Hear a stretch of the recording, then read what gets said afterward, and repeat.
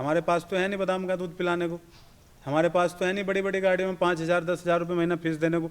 हमारा बच्चा जाएगा सरकारी स्कूल में जहाँ उसको खिचड़ी खिलाई जाएगी, जहाँ सरकारी टीचरों को सरकार के द्वारा ये रिपोर्ट बनाओ, वो रिपोर्ट बनाओ, ये रिपोर्ट बनाओ, सुबह से शाम तक व्हाट्सएप पर रिपोर्ट मंगा रहे। पोलियो पिलाओ, जनगणना करो, पशुगणना करो, मतगणना करो, सारी दुनिया के ठेके उन मास्टरों को दे दिए, फिर वो कुछ नहीं कर पाता। 5वीं तक 10वीं तक जाते जाते 9वीं तक बच्चा आपका बेकार। आज सबसे ज़्यादा पिटाई किसकी हो रही, सबसे ज़्यादा मुकदमे, सबसे ज़्यादा अत्याचार हमारे लोगों पे। भाई कहार हो, कश्यप हो, केवट हो, बिंद हो, प्रजापति हो, सैनी हो, ये जो छोटी छोटी मुस्लिम पसमानदा समाज हो, उन पे अत्याचार है, उन्हीं की पिटाई हो रही। अब ये मुद्दा सड़कों पे गांव में अपने लोगों के बीच ले जाना पड़ेगा, नेतृत्व पैदा करना पड़ेगा। अभी हम यादव की तो बात कर रहे, कुर्मी की बात कर रहे, पटेल की बात कर रहे कि उन्होंने पिछड़ी जातियों में हिस्सा ले लिया। उसका कारण ना उस समाज के नेता हैं। जिस कौम के पास नेता नहीं है वो कौम कुछ नहीं कर सकती। समाजवादी उत्तर प्रदेश में आई, बहुजन समाज पार्टी आई, तो इन छोटी जाति अति पिछड़ी जातियों को दिखा दिया गया कि यादव ने तुम्हारा हिस्सा खा लिया। दलितों में दिखा दिया गया कि जाटों ने तुम्हारा हिस्सा खा लिया। हो भी रहा था, वे जातियां सुबह उठते ही उन्हीं की पिटाई कर रही थी, अति पिछड़ी जातियों पे डंडा चला रही थी। उनको लगा कि भाई मुलायम की सरकार आती है तो यादव पिटेगा। मेरी जो लड़ाई है मछुआरा समाज के उस हिस्से की लड़ाई है, जो समाज कभी पानी का मालिक हुआ करता था, जिस समाज के पास नाव के अधिकार हुआ करते थे, जो समाज बालू निकालने का उसका अधिकार था। गंगा के किनारे रहने वाले वे लोग आज वो बर्बाद हो गए। आज उनके पास कुछ नहीं बचा, जो उनके पुश्तैनी काम थे वो बिल्कुल खत्म कर दिए गए। 76 साल बाद भी इस देश में बहुत सारी ऐसी जातियां हैं ना जिनके डीएम है, ना कलेक्टर है, ना दरोगा है, ना मास्टर है, ना सिपाही है, ना इंजीनियर है, ना डॉक्टर है। ना उनके पास जमीन है, ना उनके पास घर हैं, ना उनके बच्चों के पास अच्छे स्कूल हैं, ना उनके बच्चों के पास अच्छी किताब हैं, ना उनके पास 2 टाइम का अच्छा खाना है।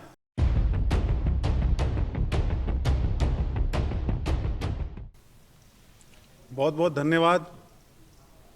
सर्वप्रथम तो जिन्होंने आज ये आयोजन कराया, मैं उनका दिल से धन्यवाद करता हूँ। और जो ये मुद्दे रखे, देश के आज़ादी के 76 साल बाद हमारा देश 1947 में आज़ाद हुआ, 26 जनवरी 1950 को इस देश का संविधान लागू हुआ।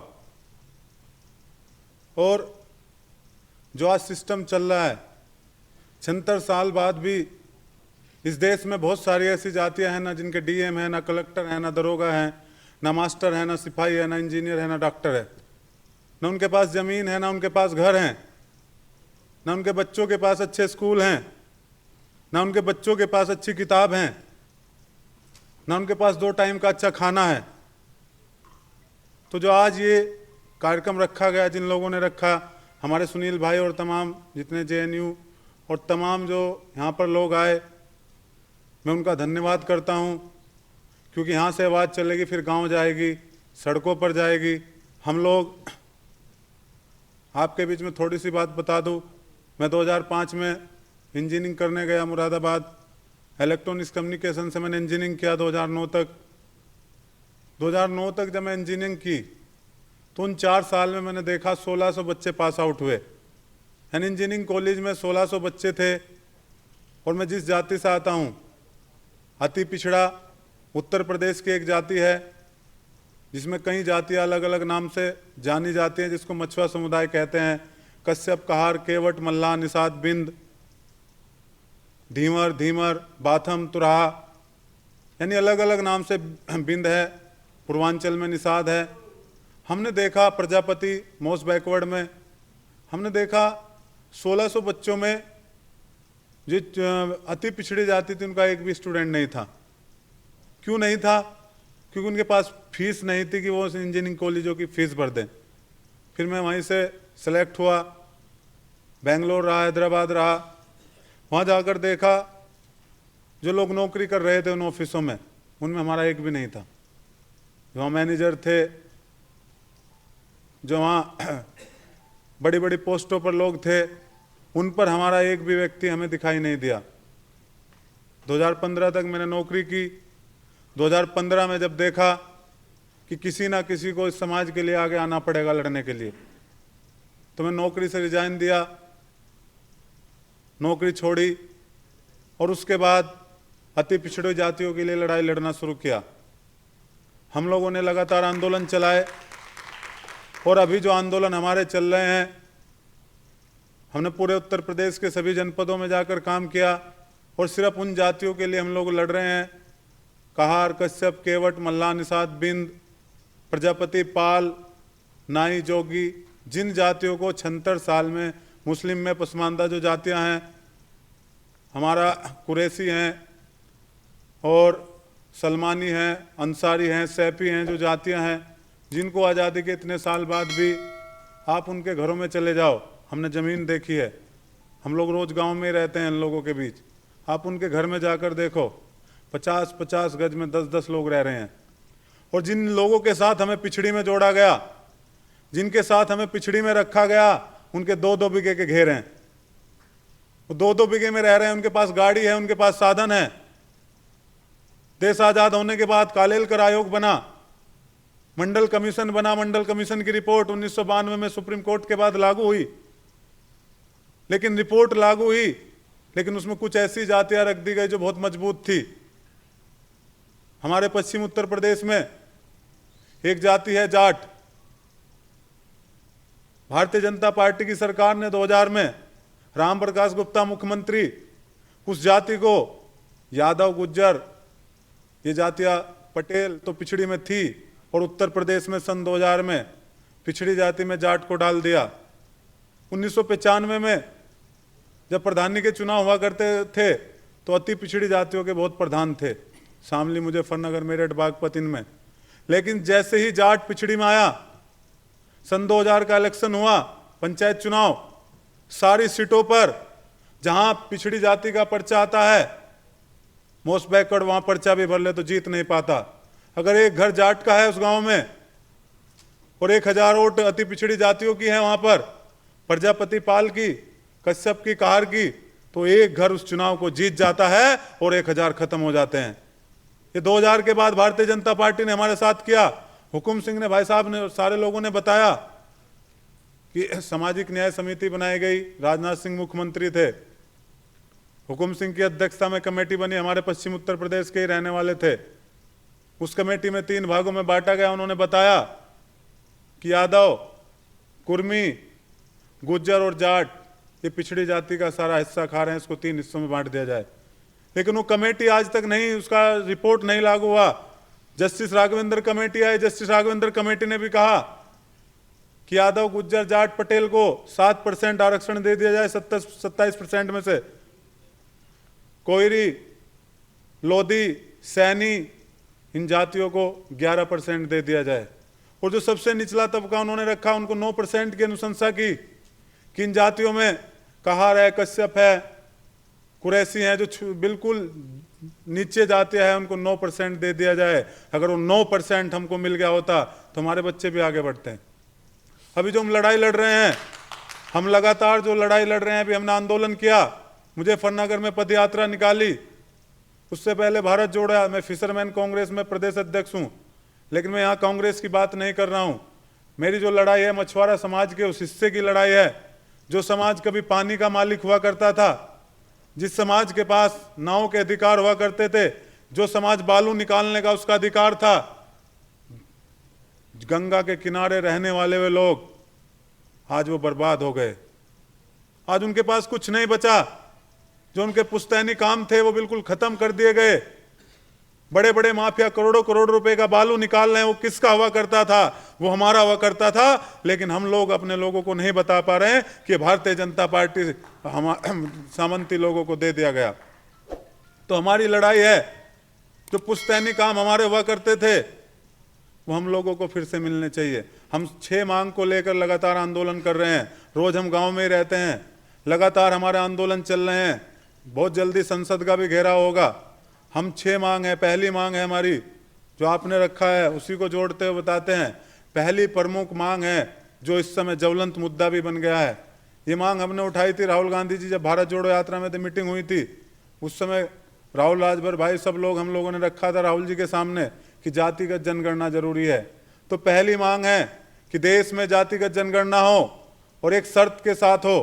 अभी जैसे बिहार में जातिगत जनगणना हुई है, वहां पर जो हमारी जातियां थी मछुआ समुदाय की, वो केवट को अलग दिखा दिया गया, मल्लाह को अलग दिखा दिया गया, कहार को बिंद को अलग दिखा दिया गया, और यादव को एक ही साथ 14% दिखा दिया गया। हमें खंडों खंडों में बांट दिया गया, जबकि वहां 12% मल्लाह है, मछुआ समुदाय है। तो जिनकी उपजातियां हैं उनको एक जगह जातिगत जनगणना में जोड़ते हुए एक जगह जातिगत जनगणना होनी चाहिए। पहला मुद्दा है जातिगत जनगणना।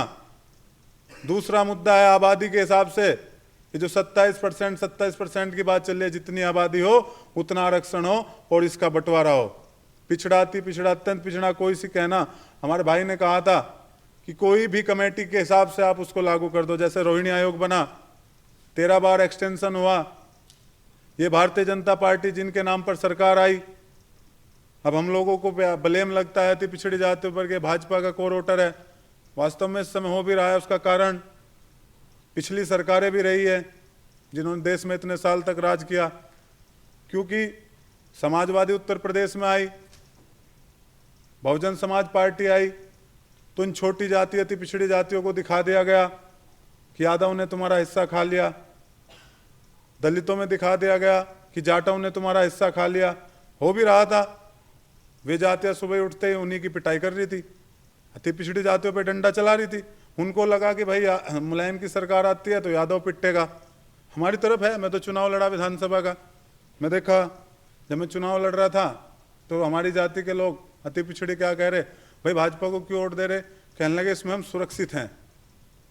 पहले 100 रुपये कमा के चलते थे, रास्ते में छिन जाते, अब पैसे नहीं छीनते, अब हम पैर फैला के सो रहे। हमने कहा भाई तुम्हारी फैक्ट्री चल रही, तुम्हारे कारखाने हैं, उनको सिर्फ एक डर दिखा दिया गया। आज भाजपा क्यों जीत रही, आप जैसे बिहार में 36% ईबीसी आया, इतना ही उत्तर प्रदेश में है, इससे ज़्यादा होगा। यानी अगर किसी विधानसभा की अगर आप बात करो, कोई भी उत्तर प्रदेश की 403 में से विधानसभा उठा लो, 1 लाख वोट अति पिछड़ी जाति का है किसी भी विधानसभा पे। और उस समय अगर 60% पोलिंग हो रहा तो 60,000 वोट फ्री का भारतीय जनता पार्टी को मिल रहा, प्लस जो मजबूत जाते हैं जो सत्ता के साथ रहते हैं वो कुछ कैंडिडेट का वोट वो 1 लाख से ऊपर जा रहा। तो सबसे बड़ी लड़ाई ये है, अभी हमें अपना मुद्दा, जैसे आज हमने हाउल में मीटिंग की, अब ये मुद्दा सड़कों पे गांव में अपने लोगों के बीच ले जाना पड़ेगा, नेतृत्व पैदा करना पड़ेगा। अभी हम यादव की तो बात कर रहे, कुर्मी की बात कर रहे, पटेल की बात कर रहे कि उन्होंने पिछड़ी जातियों में हिस्सा ले लिया। उसका कारण ना उस समाज के नेता हैं। जिस कौम के पास नेता नहीं है वो कौम कुछ नहीं कर सकती, ये सबसे बड़ी सच्चाई है। जब आपका कोई वहां कहने वाला ही नहीं था, बताओ ईबीसी से कौन कहने वाला था, यादव कहने वाला था, जाटों में कहने वाले थे, जाटो समाज में, आपका कौन था। तो हम लोगों को सड़कों पे पहली मांग जातिगत जनगणना, दूसरी मांग जितनी आबादी है उसके हिसाब से कैटेगराइजेशन करके आरक्षण का बंटवारा, तीसरी मांग लोकसभा विधानसभा की सीटों में यहाँ तक पंचायतों तक बंटवारे के हिसाब से सीटें रिजर्व की जा, तब तक आपकी सीटें रिजर्व नहीं होंगी तो टिकट नहीं देंगे। अभी हो क्या रहा, डाटा दिखा दे रही पार्टी, कहने लगे ओबीसी के हमने 16 मंत्री कैबिनेट बना रखे, हमने ओबीसी के इतने बना दिए, इतने सांसद विधायक बैठा दिए। वे ओबीसी है कौन, 3-4 जातियां। तो भी लड़ाई इस बात की है कि कैटेगरी को बांट के उसके हिसाब से लोकसभा विधानसभा की सीटों में आरक्षण हो, तब जाके आपके लोग विधानसभा लोकसभा पहुंचेंगे। एक मांग हमने, और जैसे अभी हो क्या रहा गांव में आप जाओ, सबसे ज्यादा अत्याचार इन अति पिछड़ी जातियों पे, क्योंकि दलितों पे तो है नहीं, उनका एट्रोसिटी एक्ट है, उनको कोई छेड़ता नहीं। आज सबसे ज्यादा पिटाई किसकी हो रही, सबसे ज्यादा मुकदमे, सबसे ज्यादा अत्याचार हमारे लोगों पे। भाई कहार हो, कश्यप हो, केवट हो, बिंद हो, प्रजापति हो, सैनी हो, ये जो छोटी छोटी मुस्लिम पसमानदा समाज हो, उन पे अत्याचार है, उन्हीं की पिटाई हो रही। हम मांग करते हैं एट्रोसिटी एक्ट की तरह अति पिछड़ी अत्यंत पिछड़ी जातियों के लिए भी एट्रोसिटी एक्ट बनना चाहिए, जिससे कानूनी रूप से जातियां मजबूत हो जाए, तभी तो इनको संरक्षण मिलेगा, तभी इनको कोई छूने का नहीं। जैसे 11,000 वोल्ट का करंट वो लोग हैं, तो ऐसे हमारे पास होना चाहिए। एक मांग हमने इसमें जोड़ी है, जैसे आज क्या है, दलितों के लिए वो कैसे आगे बढ़े। उनका बच्चा अगर इंटर कर ले तो इंटर करने के बाद बीटेक फ्री, कोई भी पढ़ाई फ्री है। हम अच्छा देखो, आज एक चीज़ और मज़े की बता दूं, इस समय दो तरह की शिक्षा होगी। आप सब पढ़े लिखे बुद्धिजीवी लोग हैं। दो तरह की पढ़ाई होगी, अमीरों की और गरीबों की। अमीर का बच्चा सुबह उठेगा, बादाम का दूध पिएगा, हॉर्लिक्स पिएगा, फल खावेगा, बड़ी बड़ी स्कूल की बस उसको लेने आ जाएगी।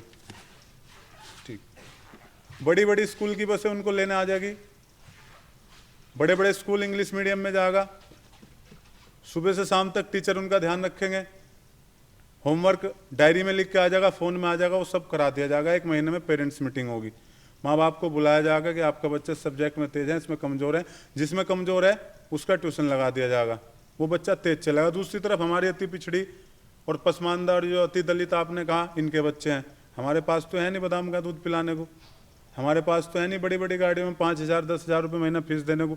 हमारा बच्चा जाएगा सरकारी स्कूल में, जहाँ उसको खिचड़ी खिलाई जाएगी, जहाँ सरकारी टीचरों को सरकार के द्वारा ये रिपोर्ट बनाओ, वो रिपोर्ट बनाओ, ये रिपोर्ट बनाओ, सुबह से शाम तक व्हाट्सएप पे रिपोर्ट मंगा रहे, पोलियो पिलाओ, जनगणना करो, पशुगणना करो, मतगणना करो, सारी दुनिया के ठेके उन मास्टरों को दे दिए।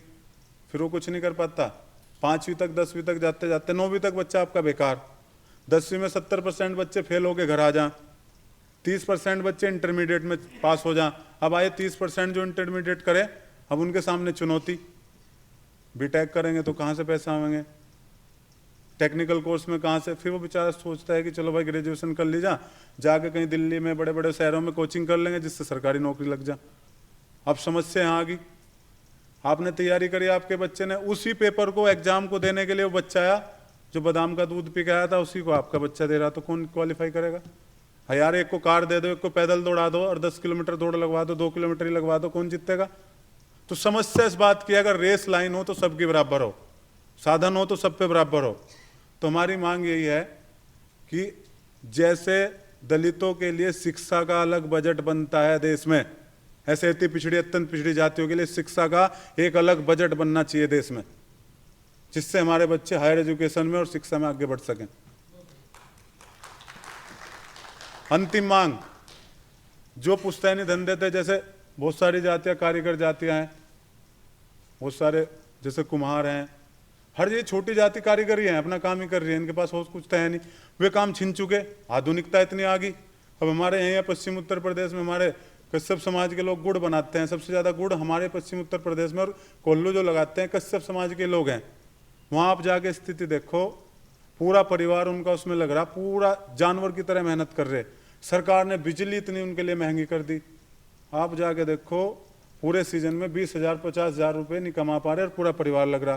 तो उनके लिए योजना बनाई जा, कुम्हारों के लिए योजना बनाई जा, जैसे इन्होंने बताया था। तो इन हुनरमंद जातियों को भी आगे बढ़ाने के लिए इनके पुश्तैनी काम कानून बना के इन लोगों को मिलने चाहिए। ये 6 मांग लेकर हम लोग लड़ रहे और ये हम गांव तक लेके जा रहे। और अगला जो टारगेट होगा, अभी हमने लगातार चल रहे, लोकसभा होगा, विधानसभा का घेराव होगा, ये लोग चलते रहेंगे। तो आपने इस तरह का आयोजन किया, समय की बाध्यता है, सब लोगों को बोलना है, क्योंकि यहाँ सब बुद्धिजीवी लोग बैठे हैं, ज़्यादा बताने की ज़रूरत नहीं।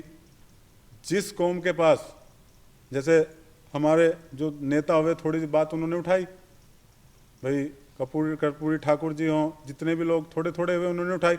जब तक आपकी मजबूत लीडरशिप नहीं होगी, जब तक आपके मुद्दे नहीं उठेंगे। और मजबूत लीडरशिप जो लाइन लिखी है, राजनीतिक भागीदारी, राजनीतिक भागीदारी से सभी भागीदारी आ जाएगी। ये सब चीज़ों का निचोड़ है। आपने समय दिया, सुना, बहुत बहुत धन्यवाद।